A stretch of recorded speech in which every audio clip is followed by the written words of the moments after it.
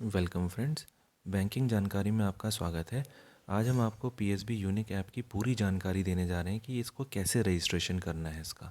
ठीक है, अब आप देखिए, ये आपको एक लिंक है जो इसके डिस्क्रिप्शन में भी है, इस वीडियो के डिस्क्रिप्शन में। आप चाहें तो आपको ये सामने में फिर से दिखा देता हूँ।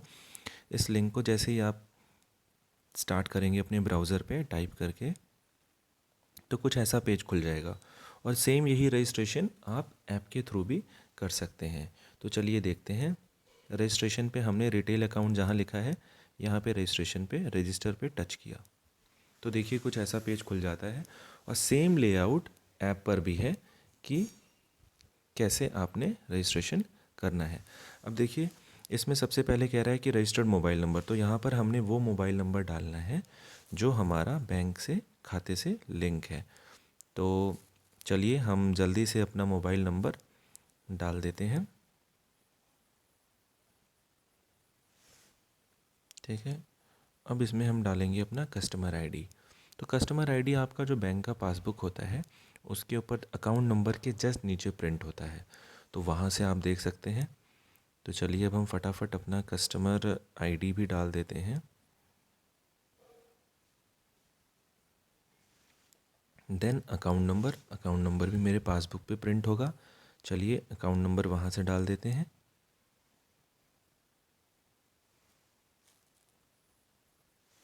ठीक है, उसके बाद आती है मेल आईडी।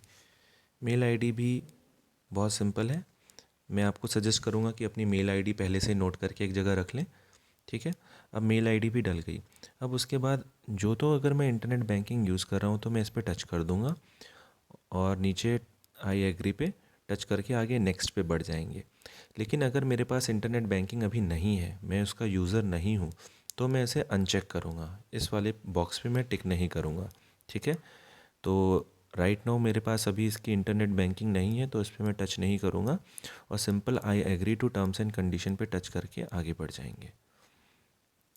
जैसे ही हम आगे बढ़ेंगे एक ओटीपी आया है, तो ये देखिए, ये ओटीपी हमने यहाँ से कॉपी कर लिया और ये ओटीपी हम इसमें डाल देंगे। तो चलिए एक बार ओटीपी हम अपना देख लेते हैं मैसेजेस में से जा कर के। ये देखिए, ये ओटीपी आया है।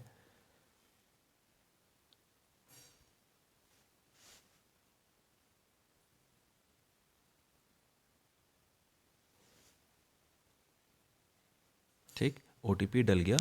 अब हम स्टेप नंबर 2 पर आ गए। अब ये स्टेप बहुत सिंपल है, बहुत इजी है, लेकिन बहुत ध्यान से भरने वाला भी है। अब कुछ नहीं करना है इसमें हमने, जहाँ पे यूज़र ऑथराइजेशन के नीचे डेबिट कार्ड लिखा है, एक तरफ बैंक टोकन लिखा है, तो बैंक टोकन पे हमने अभी टच नहीं करना है क्योंकि ये फैसिलिटी भी जनरेट नहीं हुई है। डेबिट कार्ड हम सभी के पास होता है, तो डेबिट कार्ड्स पे ऊपर जो डेबिट कार्ड के फ्रंट पे, ठीक है, जो 16 अंकों का डिजिट 16 डिजिट लिखा होता है ना डेबिट कार्ड के ऊपर, वो बस हमने यहाँ पे अपना टाइप करना है। तो चलिए फटाफट टाइप कर लेते हैं।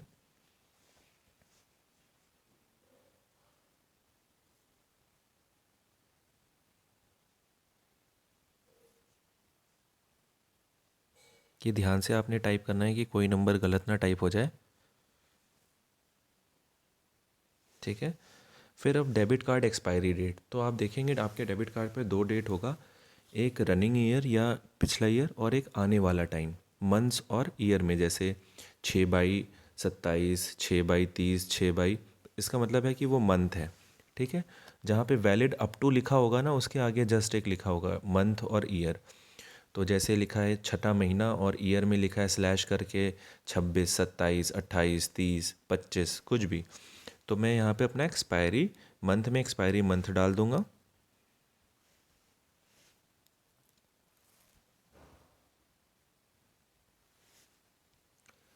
ईयर में ईयर डाल दूंगा। उसके बाद अपना कार्ड का पिन, जो आपका एटीएम कार्ड का पिन था, वो आप यहाँ पे पिन डाल देंगे, फिर नेक्स्ट कर देंगे। तो देखिए स्टेप 2 भी हमारा हो गया। अब स्टेप 3 पर मैं आपको सजेस्ट करूँगा कि बहुत मतलब है इजी, लेकिन कई बार इसी में लोग इसी स्टेप में लोगों को दिक्कत आती है कि यूज़र नेम क्या है।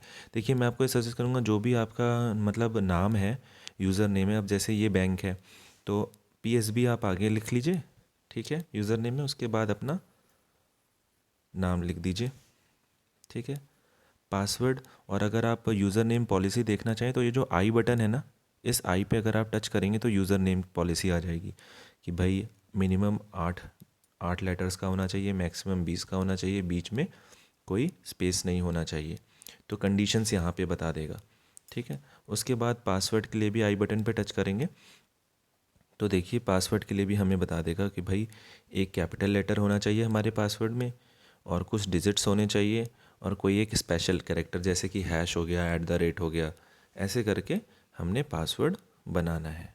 ठीक है, अब ये देखिए पासवर्ड भी चलिए हम बना लेते हैं। मैंने अपना PSB, उसके बाद हैश कर दिया, उसके बाद कुछ भी अपना मैंने, चाहे मेरा जो पिन है, चाहे जो मेरी मतलब कोई 4-5 डिजिट का कोई नंबर है जिससे मैं याद रख सकता हूँ, वो मैंने कर दिया। कंफर्म भी चलिए हम कर लेंगे।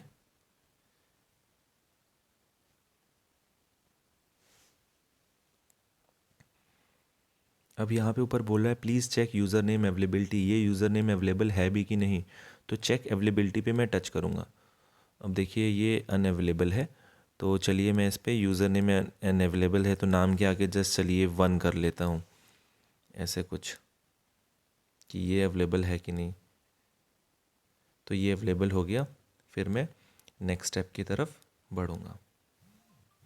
ठीक है, अब ये we are unable to activate बता रहा है। अब ये छोड़ दीजिए, उस पर हम टच कर देंगे, अनेबल था एट द टाइम मैंने टच किया। अब हम आगे बढ़ेंगे तो इसमें बता रहा है कि भाई एम पिन सेट कर लो। ठीक है, एम पिन 6 डिजिट का कोई भी डिजिट है, तो यहाँ पर आप अपना एम पिन सेट कर लीजिए।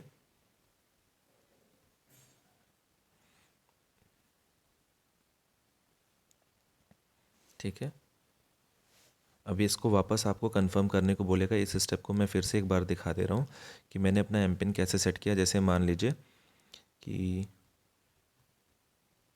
ये अपना एम पिन डाला मैंने,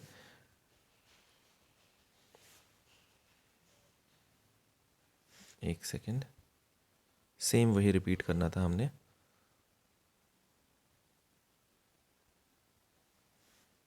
ठीक है, एम पिन हो गया, नेक्स्ट किया। अब ये कह रहे हैं बहुत सिंपल है, तो देखिए ये जानबूझ करके मैंने इसमें सिंपल सा टाइप किया था कि जैसे 1 2 3 4 5 6 7, 2 3 4 5 6 7, बहुत सिंपल कोई एक्सेप्ट नहीं करता है, ये थोड़ा कॉम्प्लिकेटेड होना चाहिए। तो ये बहुत अच्छी बात है कि बैंक आपके सेफ्टी को ध्यान में रखते हुए आपको सजेस्ट कर रहा है ये चीज़ें।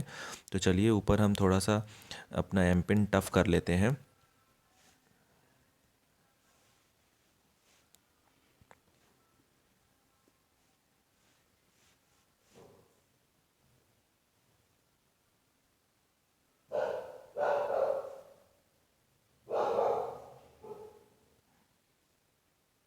तो एम पिन हमने इसमें सेट कर लिया, अब हम नेक्स्ट करेंगे। अब उसके बाद टी पिन कह रहा है, तो टी पिन भी बहुत सिंपली 6 डिजिट का आप इसमें टी पिन सेट कर लीजिए। और एम पिन और टी पिन सेम नहीं होना चाहिए। अगर हम यहाँ पे सेम टी पिन जो हमने एम पिन रखा था वही टी पिन करेंगे तो एक्सेप्ट नहीं करेगा। तो चलिए हम इसमें यहाँ पर टी पिन कर देते हैं। तो मोस्टली कई लोग ऐसा भी करते हैं, जैसे एम पिन जैसे जो 6 डिजिट थे, लास्ट के 3 डिजिट आप आगे पीछे कर दीजिए, वही आप पहले कर दिए टी पिन में।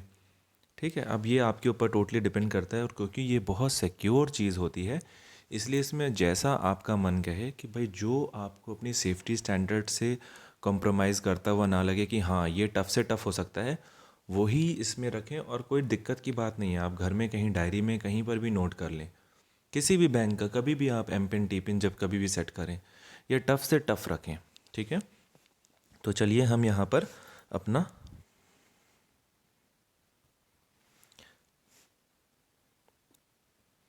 अब टी पिन सेट कर ले रहे हैं।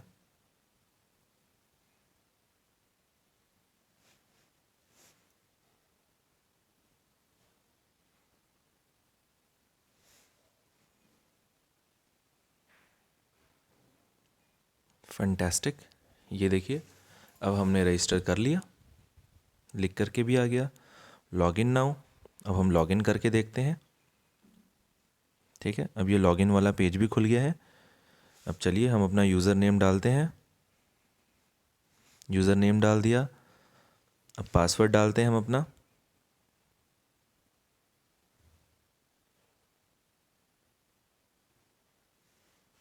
अब कैप्चा कैप्चा मतलब ये जो नीचे इमेज आ रहा है ना, इसे टाइप करना होता है। और ये जिस फॉन्ट में जैसा होता है, जैसे मान लो ये 9 दिख रहा है तो 9, आई मुझे कैपिटल में दिख रहा है तो आई कैपिटल में। कैप्चा सेम लिखना होता है। कई बार कुछ लोग कैप्चा भी ढंग से नहीं भर पाते हैं, इसलिए वो लॉगिन नहीं कर पाते। पहली पहली बार में ऐसा लोगों को इशू होता है, बट हम आपको यहाँ पे सब कुछ डिटेल में बता रहे हैं कि ईज़िली आप ये सारा कुछ कैसे कर सकते हैं। पूरा कैप्चा मैंने डाल दिया और अब ये लॉगिन करूँगा मैं। अब देखिए एक OTP भी आया लॉगिन करते समय, तो चलिए इस OTP को रीड कर लेते हैं। ये OTP आ गया।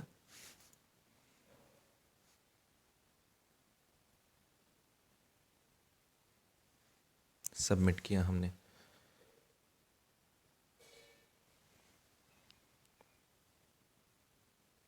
ये देखिए ये हमारा सारा खुल गया और इसमें हमारा अकाउंट का बैलेंस, सब कुछ, फ्रॉम अकाउंट टू अकाउंट, सारे बेनिफिट्स, और ये जो डिटेल है ना इसके बाद की कि इसमें क्या क्या आप कर सकते हो क्या नहीं, अवेलेबल बैलेंस वैलेंस सब कुछ, ये पूरी डिटेल वीडियो एक दूसरी बनी हुई है, वहाँ पे आप जाके देख सकते हैं कि इसको कैसे यूज़ करना है।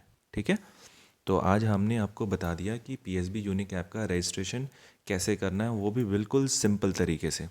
ठीक है, तो दोस्तों चैनल को लाइक करें, इस वीडियो को लाइक करें, चैनल को सब्सक्राइब करें। Thank you.